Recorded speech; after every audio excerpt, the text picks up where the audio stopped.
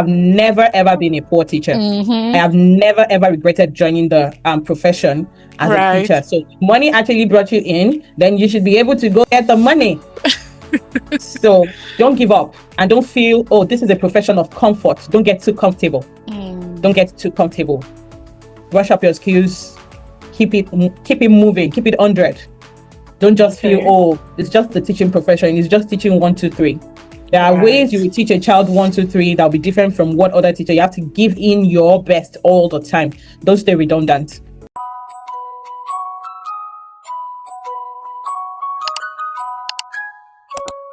Welcome to another episode of Conversations with AMA. My name is Anoluwapo Michael-Ayeni, an early childhood educator and elocutionist. And today I have with me an early years expert, an educational consultant, someone who loves to talk to teachers about excellence and ensure that they are actually giving value to the children. Please welcome Miss Okikiola Abiola.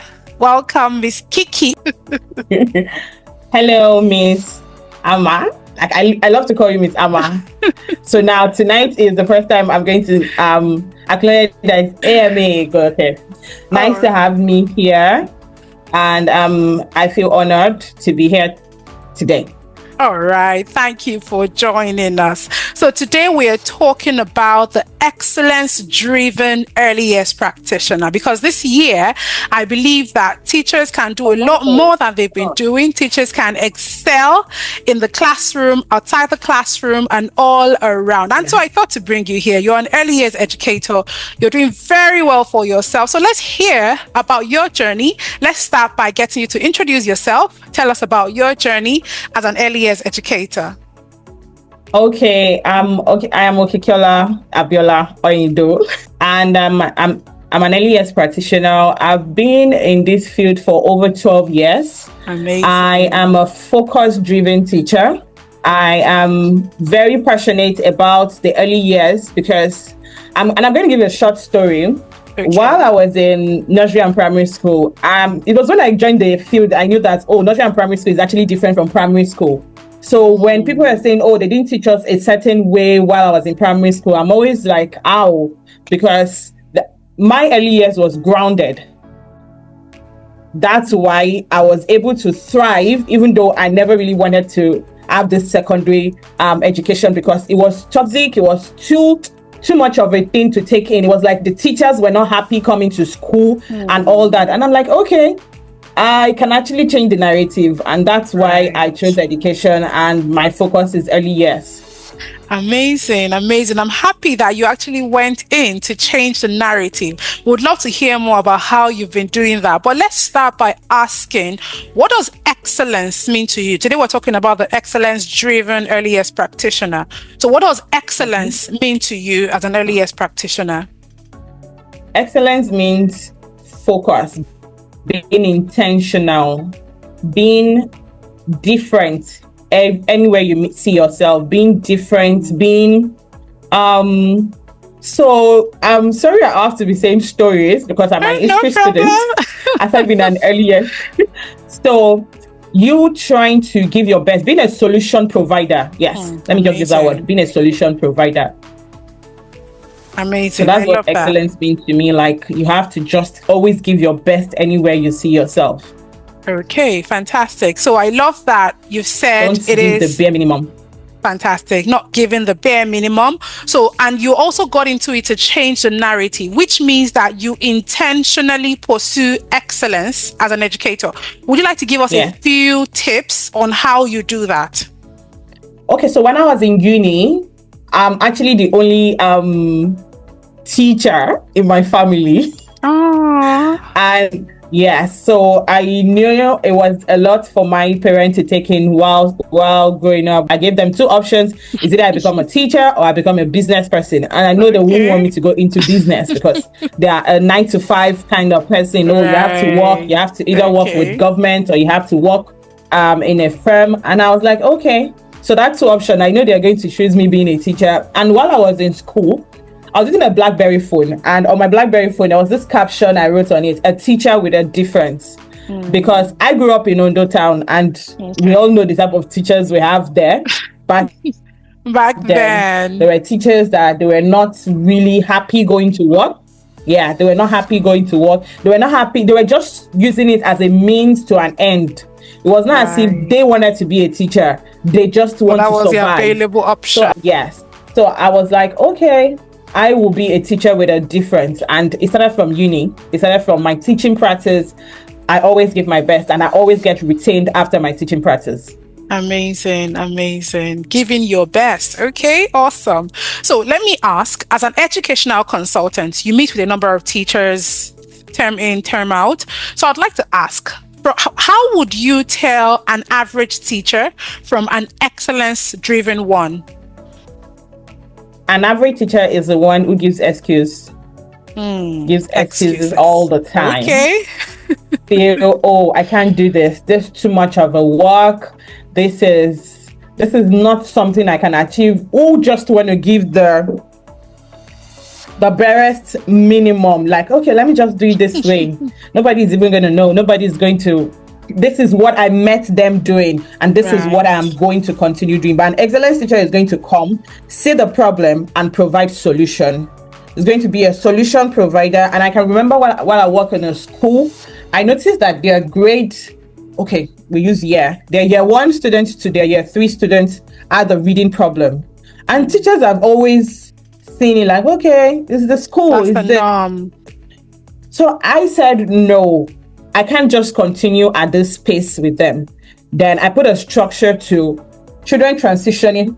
Then I went into the record and I saw that the children that transitioned from nursery to to the primary, some see it as primary year grade, are the one that are actually not grounded in whatever they were doing. So I introduced some certain things, and that's what an excellent teacher would do. It's not just for you to just continue the pace you met the school or you met the firm. It's something that you have to leave an impact. You have to ensure that, okay, this is a problem, this is the solution, and follow through. Okay, amazing. So it's not just about identifying the problem, but finding a solution to the problems that you have found. Fantastic. Okay, so now let's talk about the early years classroom. Let's bring it down to our own early years practice. What would you say an excellent early years classroom would look like? Not just the teacher now, we're talking about the teacher, we're talking about the space, we're talking about the children that are being catered to by the teacher. What would an excellent early years classroom look like? Okay, an excellent early years classroom is a classroom where the children feel safe. Children should always yearn to come to school. They should not be scared like, okay, I don't even know what we're going to learn today. It has to be engaging. It has to feel like home away from home. You have to be that teacher that your student is talking about you at home.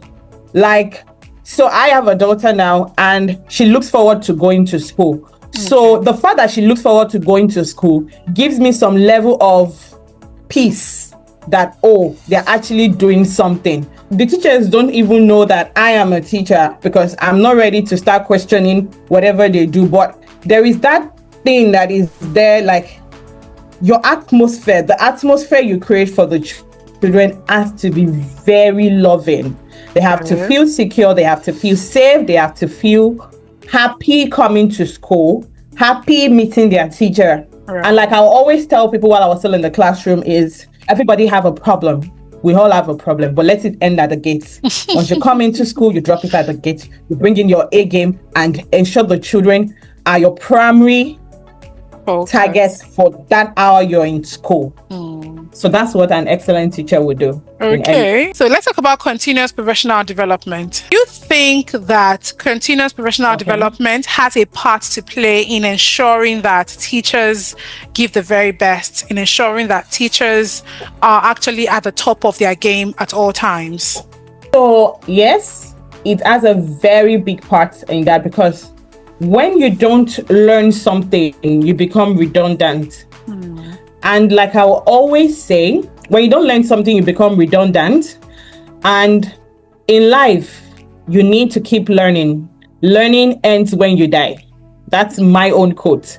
Learning ends when you die. You have to keep learning. You have to keep learning, sharpening your horns and telling yourself that I have to keep learning to be able to give my best, because you can actually give what you don't have. And whatever you learned while you were in the university, while you were in training or something, it's outdated. Things evolve all the time. You have to keep evolving. You have to be like there is a word now, 21st century teacher, because we're in the 21st century. Right. And most of us were graduated like some 10 years ago. Learning now, the mode at which the children we have now are growing is not the way we were brought up. So you have to keep evolving to be able to meet up to whatever type of learner they are, because there was a time people never knew there were children that couldn't learn with just chalkboard but now we have the audio learner, we have the visual learner, we have the kinesthetic learner. So most teachers, let me say some teachers, let me not say most teachers, I don't want to be generic, don't even know the type of learners that are in their classroom. So that continuous professional development is very, very important. It's something every school should introduce their teachers to if they want to be an excellent school and they want to have excellent teachers. Okay, fantastic. I think the key word that I took away from all that you said now is teachers have to evolve. That word is evolve. Now, another thing that came to my mind is the fact that these days we have teachers who are asking, oh, is there going to be a certificate for this course? Or if I attend this webinar, is there going to be a certificate? They're asking all those questions because what they're looking for is the certificate. But when they're looking beyond the certificate, the skills, the knowledge, all of the strategies and everything that will be shared, if they actually go back to implement, that's actually where all of this evolving learning actually comes to play. So thank you very much. The key word I would say teachers have to take is evolve, learn, grow. So you're not the same yesterday, today, and forever. I always tell teachers, you're not Jesus Christ. He's the only one who is the same yesterday, today, and forever. You have to grow. You have to learn. Always. So thank you very much for that. So now let's talk about some common mistakes that teachers make that might hinder excellence, maybe in the classroom or in the whole school setting. Can you mention a few mistakes that you think teachers make that actually limit them? One, limiting mindset. Mindset. When they have a limiting mindset that, okay, I'm just going to come to school, give what I can do, and just leave. Limiting mindset. And that limiting mindset also covers the fact that teachers can't live some certain type of life.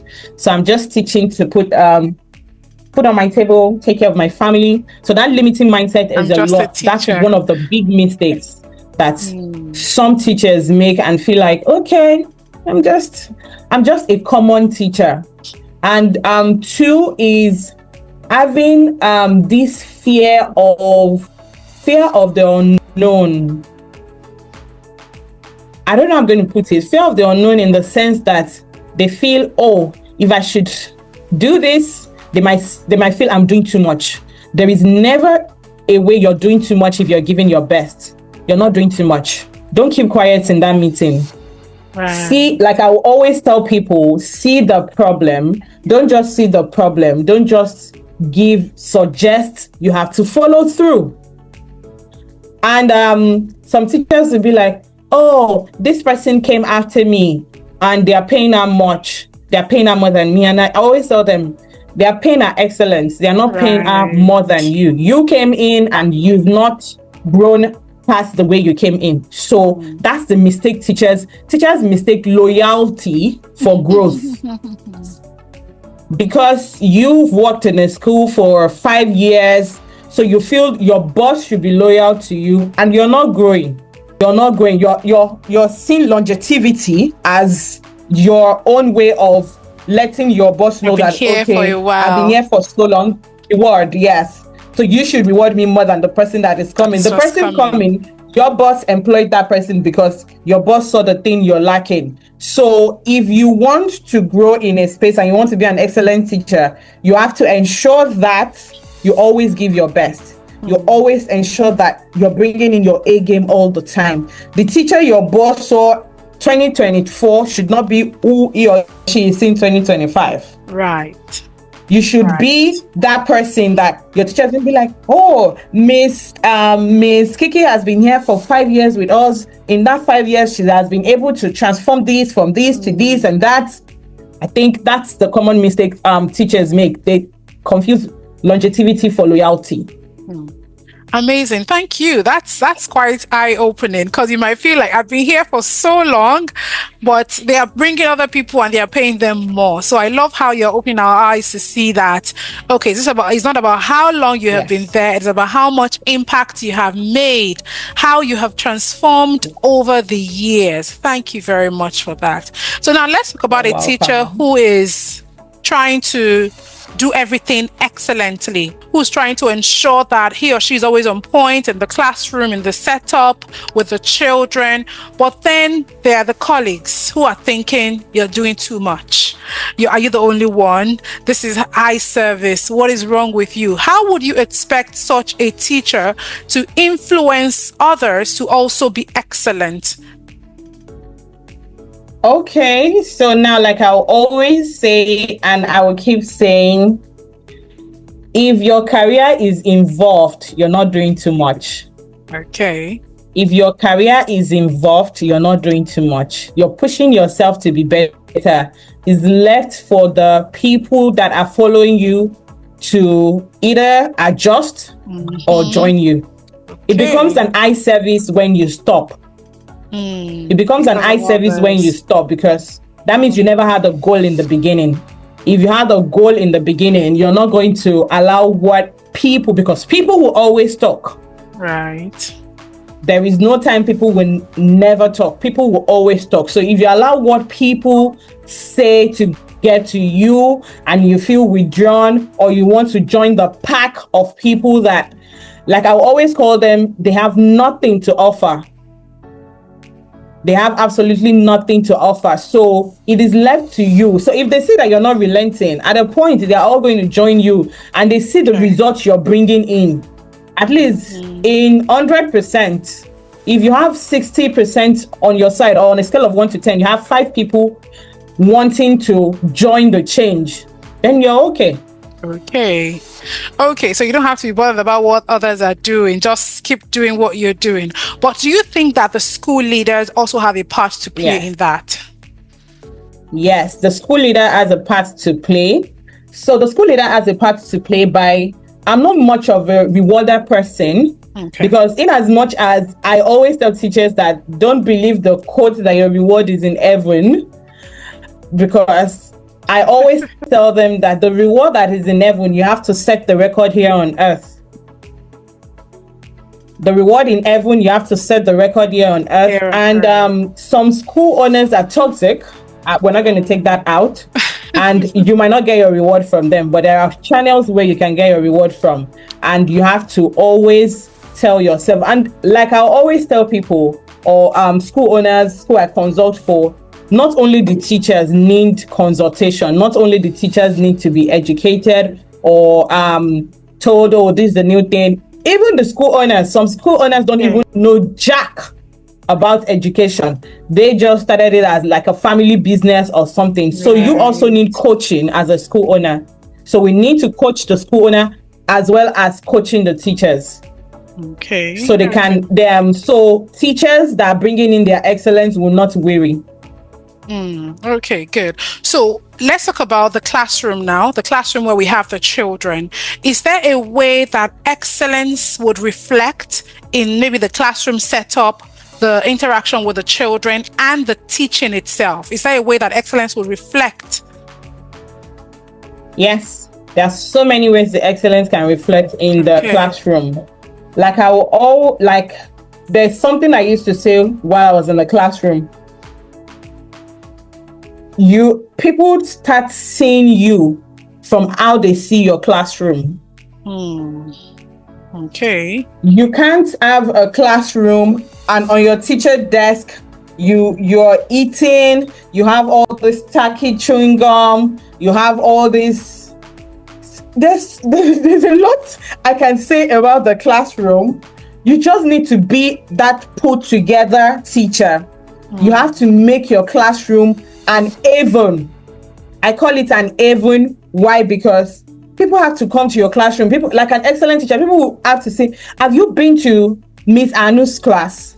Do you see how everything is well detailed? The numbers are on the wall, the charts, everything has to be in place. The display has to be on point, sparkling clean, because the children will surely emulate whatever they see you do. If they see you, oh, I love the way my teacher works, it goes home, they start doing that, because teachers have a larger impact on the children than their parents themselves. I never believed that until I had my own child. My daughter always, before, she doesn't want to wear shoes, she doesn't want to do this, and she's well behaved in school than she is at home.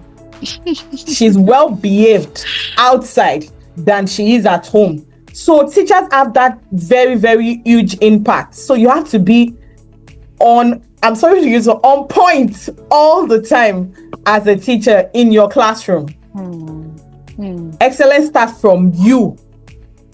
Okay, fantastic. Excellence starts from you as a teacher, and particularly because it's early years, the children are young, they're still being formed. So I think that actually does go a long way in how the children, or who the children become as they grow older. Thank you very much. I'm writing so much here. Thank you so much, Miss Kiki. You're so welcome, let's talk about, as a parent now, you are a parent now. So when you were looking for a school for your child, what were those things that you looked out for? Because I know the standards are going to be quite high, right? So as a parent generally, so for the parents who might want to watch this episode, what should they look out for? When I was looking for a school for my daughter, when I was looking for a school for my daughter, it was like an exam, like an examination, because I was very, very keen on the school that forms that, because this is a foundation. This is a foundational stage, and I have to be very, very, very careful with it. I was all about safety first. Is the environment safe? What is their take? What is their take on security? What is their take on the security, not just the security of my child alone, of all the children in their care? How qualified are the teachers? Because I obviously didn't want to take her to a government school. And you know, some private schools now just look for a secondary school leaver and put in the classroom like an assistant or something. What is the teacher-student ratio? Very key. Very, very keen about that too. And neatness. Neatness was another thing for me. They don't allow teachers or parents, they don't allow parents into the classroom. But you know, as a teacher, I looked for one way or the other to get into the daycare while she was still in daycare. How neat the toilet was, because infections are everywhere now. So I need to be careful, because I don't want a child coming home with cold, flu, all sorts of infection. I know it's very, very unavoidable, but at the same time, shouldn't be an everyday thing. So I was very, very, very particular about the teacher qualification, the teacher-student ratio, security, a whole lot that their academic relevance, curriculum they use, and what is their academic rate? Like, do they go for competition? Do they have all sorts of things? Are they going to start asking my child that is in playgroup to start writing 1 to 500? So I was really, really, really, really particular about all that. Okay, fantastic. And I'll always tell parents, it's not about writing 1 to 1 million. It's about the process. A child can be writing 1 to 10 and knows a lot more than a child that writes 1 to 500. Very good. Very good. Thank you very much for taking us there. So an excellent early years setting would not offer any form of academic pressure for children in the early years. I think that's one thing that I have taken from that. So as an excellent early years setting, there is no academic pressure. And yes, you mentioned safety and security, qualified teachers, child-adult ratio, and how neat the environment is. This is a whole lot. So I hope that parents who are watching this will be able to look out for these in whatever setting they are trying to enroll their children in. And for school leaders and teachers who are watching this, if you want to be at that excellent early years setting, these are things that you should put in place. I think it's a no-brainer, and we see how important it is for the children because, like you said, it is their foundation. So let's talk about you now. Let's come back to you as an early years practitioner. So just give us a practical example of how you would say that being an excellence teacher has made a significant difference in your journey. How would you say it has helped you or in different places, or has caused you to stand out in different places? Okay, so being an excellent teacher has really helped me in positioning. It has helped me in the way I position myself in the field. And amazing. I'll say a very short story. While I was in the classroom, I didn't have a parent-teacher relationship because we all know how some parents will always act. They didn't. So I will not say I didn't have a parent-teacher relationship. I was very professional in my dealings with parents. I was professional because I don't suit for favors from parents. So that has really helped me to put a bar on myself, like, okay, this is my goal. This is what I want to achieve. And I set a track for myself. Like I set a track goal for myself, a very smart goals. Like, Kiki, if you want to be this, you have to be this way. And it has always been like that from my first year in the education space. You can't give your barest minimum. You're a teacher with a difference. You are an early years practitioner. Like I will always say, I've tasted all field of education. I've taught in secondary, I've taught in primary, I've taught in government schools, and I've taught in private schools. So I can tell at every point in time that I gave my best. And it was not going to come easy. It's never going to come easy. But I told myself I have to give my best everywhere I go. I have to leave a track that when you live there, even though they don't want to acknowledge, they will not say 1 or 10 things without saying, oh, if Kiki were here today, this would have been better. So I always leave that mark like, oh, if Kiki were here today, it would have been better. It would have been different. Things would have happened so fast. So as a teacher and an excellent teacher, you have to always, always, always give your best everywhere. And that's really helped me in positioning, in transitioning from one place to another. So giving your best, being audacious has also really, really helped me. No, I always have this audacity. If you tell me, oh, this is not done, this cannot be done here, this is how we do it, I hate that statement or sentence. This is how we do it here. I'm like, no, we can't do it this way. This is not right. This is how it should be done. So you have to always position yourself well. You have to be. I was very, very, very keen on positioning. I was keen on making a difference, and I was very, very audacious. Oh, fantastic! Because it is my career. There has to be a story that she was a. So what I want to write on my term when I actually leave this world, when I'm in my hundreds or 120, is she was a well-lived teacher. With a difference. Awesome. A teacher with a difference. So let me ask, while you were trying to leave this mark and stand out where you worked, were there any challenges? And then how did you overcome them? It was a lot. That laughter says a lot. It was a lot. Oh, goodness. No. There were so many toes that I had to step on. So many toes. If I have some of my colleagues seeing this today or seeing this anytime, I had to do what I had to do because I want the best out of you.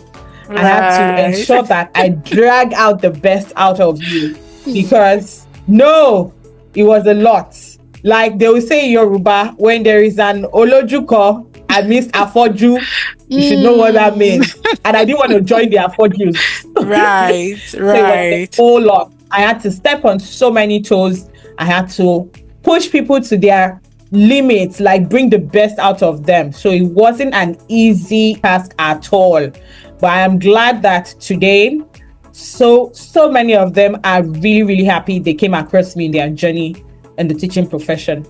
I think that's the best part then, because if at the end of the day they are happy about the progress that you help them to attain, I think that's the best part then. So it was you stretching them and trying to help them to actually be the best version of themselves. So I hope that they do appreciate I hope that they do appreciate that stretching. Okay, amazing. Yes, well done. So we're almost at the end, but let's get to this quick fire round segment. I'm going to ask you 4 questions, and I don't want you to think too much about it. It's going to be fast. Just give me the very first answer that comes to mind. Okay. Okay, so one word that defines an excellent teacher. Focus driven. Okay, focus driven. One habit that you think every early years teacher must develop. Never say never. Okay, fantastic. Never say never. Say never. Always give your best. Okay, fantastic. And then the next one. One thing, like if you had the power and the authority, one thing that you will stop teachers from doing in the early years classroom. What would that one thing be? Eating children's food. Very, very, very bad. Very bad. So yes, that needs to be stopped. For some reason, whenever I see people talking about it on social media and saying, oh, the teachers actually eat the children's food, somehow it gets me upset, because I feel like, do they really, or are these people just exaggerating? But I want to believe that for so many people to be saying it, maybe it does happen in some places. So I think if there's anybody who's doing that, please stop. You've heard Miss Kiki will stop it. And yes, even before she gets to stop it, let's stop it. It is very bad. Okay, the very last question for this round. One thing, if you had the power and authority still, one thing that you have teachers start doing immediately in the early years classroom. Start dressing well and stop looking like your problem. Okay. Okay, very important. So well done. You didn't think about it too much. Thank you. Well done. So let me ask my 2 final questions, or maybe it's going to be one at the end of the day. So what advice would you give to new early years teachers who want to stand out? I don't want to be like the regular teacher. I want to be a teacher with a difference, like you have said. What advice would you give to such person? Okay.